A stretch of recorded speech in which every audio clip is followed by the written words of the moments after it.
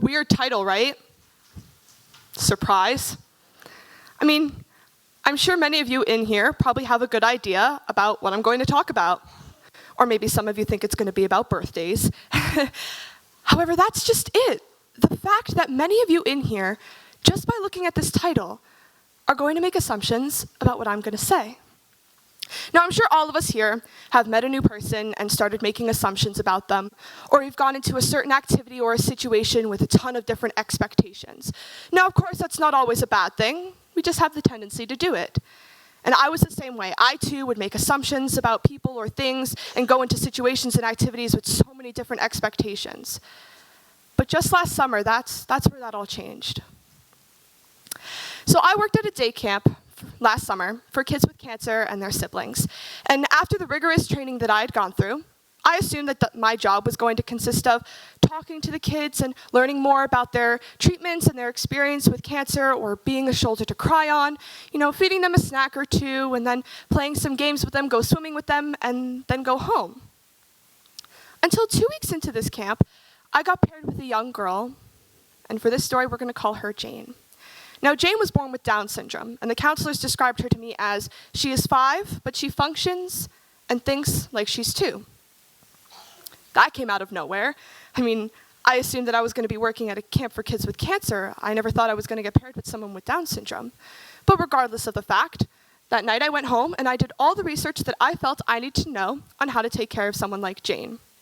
And honestly, from the things that I read, it didn't look like that taking care of someone like Jane was that hard. So, the first day that I met Jane, I thought to myself, okay, well, I'm the older one, and I'm the one that went through the training, and of course I did all the research, so I have the experience. I mean, what could she possibly teach me? And then I soon realized that working with someone like Jane was a lot harder than I thought it was going to be. I would watch her walk around in the park, and she would point to a ball or to a tree, and then suddenly she broke into this random gibberish. Or to me it was gibberish, but to her probably meant tree or ball, which made it difficult to communicate with her at times. She would also sometimes scratch my face, and she would pull my hair, and she would sometimes be stubborn for no reason. And these were all things that I didn't expect to come out of someone like Jane, but I still had to continue working with her to see how her mind functioned. Now, one of my favorite memories with Jane was when I would put her into the nurse's office for her daily nap. And at the nurse's office, they had these nice tiny beds for the younger kids. And at the start of my job, I would pick her up, put her in bed, let her drift off to sleep, turn out the lights, and leave. And then one day, I was doing the same routine, and she started drifting off, so I turned out the lights and started to leave the room, and then she just sat up in bed, and she spoke this random gibberish and said, "No." Well, to me, that indicated that I should stay. So I turn on the lights, and I sit by her, and then all of a sudden, we started having a conversation.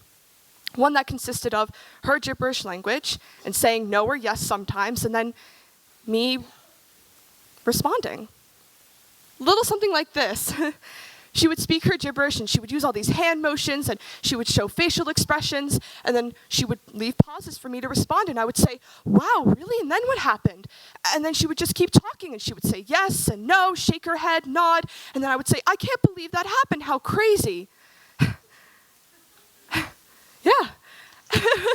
And to both of us, that felt so real. I mean, I'm going to be honest, I had no idea what she was saying. And she probably had no clue what I was saying in response. And yet, we were both able to sit there and bond and communicate in a way I never thought that I would with someone like Jane. And it was at this very moment that I realized to myself that Jane is her own person. She is not anything like I'd researched or anything like I'd expected. And if I was going to work with her properly, I had to let all of my research and assumptions and expectations go. Now, ever since this day, I've made it a goal for myself to try to not make preconceived notions about people or to go into an activity or a situation with a multitude of expectations. I mean, I'm sure all of us here love being surprised once in a while. And I mean, guys, we live in a world full of surprise, so why not take advantage of that? I mean, I learned more from Jane than I ever thought that I would. And this was all because I let my expectations and assumptions go, and I let myself be more open-minded, and I learned something new. So the next time that you guys get the opportunity to meet a new person or to go into a certain situation or and make expectations, or even getting the opportunity today to hear the rest of these TED Talks, try not to see the person speaking or meeting the new person and making assumptions. Try not to just look at the title or look at the situation and activity and make assumptions. Instead, just take a step back and let yourself be a little open-minded. Because believe it or not, if you get rid of those assumptions and expectations, you might just be surprised. Thank you.